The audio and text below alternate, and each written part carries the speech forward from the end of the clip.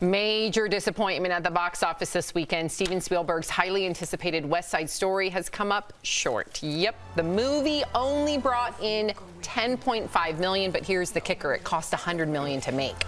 The reviews have been amazing. So how big of a role do we think COVID played in this? Is it because baby boomers are still hesitant to go to the theater? Do you think that there's other reasons people just aren't into seeing movies anymore? Do you think people just don't go to theaters anymore?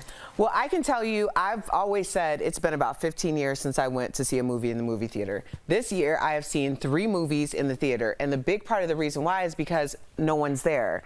Like, we're going for private screenings. Like, when we take the kids, like, honestly, you're telling the kids that. Yeah, no, I mean, like, the kids.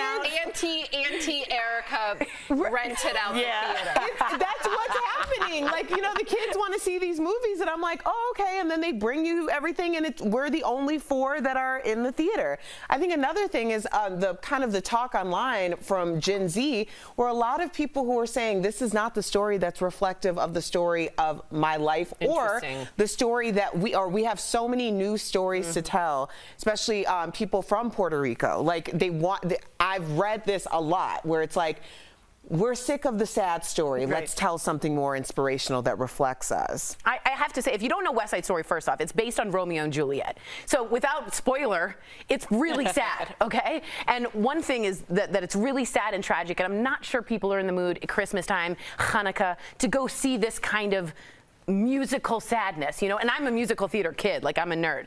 But second, really, you could have stopped your sentence at it was only in theaters. That is it. That is the whole shebang. So do you predict if it was on Disney Plus or whatever streaming service, it would have completely knocked it out of the park? I think you would have made 20 million plus. Yeah. The idea to think that, and it's boomers who love West Side Story. They're at home. They have COVID problems. They have complications, and they're compromised. Why do that? And to me, Spielberg really, and I say this with all due respect, misread the room on this one. You put it out on streaming even before you put it out in theaters. Just like Erica said, it's a ghost land in there. Spielberg missed the boat on this one. And I don't know anybody that's been to the movie theaters since COVID started. I went once.